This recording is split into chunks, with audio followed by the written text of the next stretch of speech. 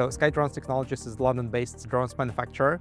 Originally, we started as the flight control systems designer and producer, and over the years we have extended our capabilities to fully autonomous VTOL unmanned aircrafts capable of flying for multiple hours and covering a few hundreds of kilometers in distance. How hydrogen fuel cell operates? It's like a small generator.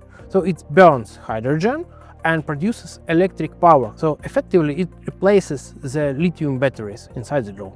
So we decided to combine a fuel cell with a reactor that produce hydrogen on site, because here in the UK it's quite easy to acquire hydrogen. But in the remote areas where our customers typically operate, it's not easy to just go and buy hydrogen. So that's why we need to generate hydrogen on site to operate this kind of drones.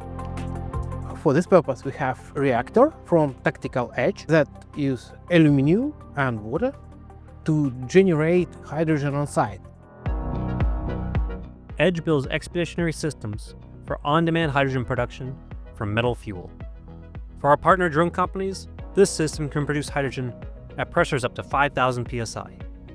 For the first time, it's possible to refuel drone tanks directly in the field, with no compressor, no gas cylinder, no external power, and no fuel infrastructure.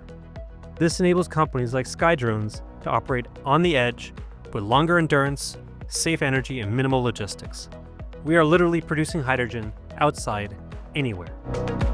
So we decided to use this technology, the combination of lithium power cells with hydrogen, primarily for the extending of the endurance of the drone flight. And based on our calculations, it can be extended twice. And that's the main reason which is driving this project forward. Clients that will benefit the most from this technology will definitely be the ones that are currently using exclusive battery-powered drones that want to make sure that the drone is not only very quiet, it's not producing any noise pollution in the area of operation. The future for SkyDrone looks like the transition from current battery operating drones into hydrogen, something that has been only possible in lab environments, and utilizing it to take whatever is currently being referred to as standard practices and taking this lab technology that is something that is unheard of, or people usually say it's impossible. Well, when others say it's impossible, we say we've already done it.